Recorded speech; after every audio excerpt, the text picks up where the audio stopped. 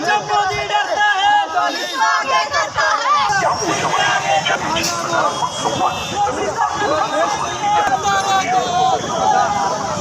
दिल्लीतील जंतर मंतर येथे सुरू असलेल्या विद्यार्थ्यांच्या आंदोलनाला पाठिंबा देण्यासाठी कराडमध्ये विविध सामाजिक, राजकीय आणि समविचारी संघटनांच्या वतीने निषेध मोर्चा काढण्यात आला।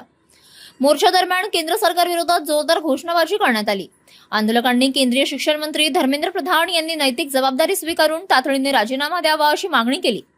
तसेच विद्यार्थ्यांच्या प्रलंबित प्रश्नांवर केंद्र सरकारने त्वरित निर्णय घ्यावा अशीही मागणी करण्यात आली। वंचित बहुजन आघाडीने दिलेल्या महाराष्ट्र बंदच्या हाकेलाही या आंदोलनातून पाठिंबा देण्यात आला। विविध संघटनांचे पदाधिकारी, कार्यकर्ते आणि नागरिक मोठ्या संख्येने मोर्चात सहभागी झाले। कराडमधील काही व्यापाऱ्यांनीही बंदला प्रतिसाद दिल्याचा दावा आंदोलकांनी केला। आंदोलनादरम्यान परिसरात शांततेत मोर्चा पार पडला। यावेळी माजी नगरसेवक आनंदराव लादे आणि अन्य कार्यकर्त्यांनी विद्यार्थ्यांच्या प्रश्नांवर सरकारने संवेदनशील भूमिका घेण्याची मागणी करत आंदोलन अधिक तीव्र करण्याचा इशारा दिला।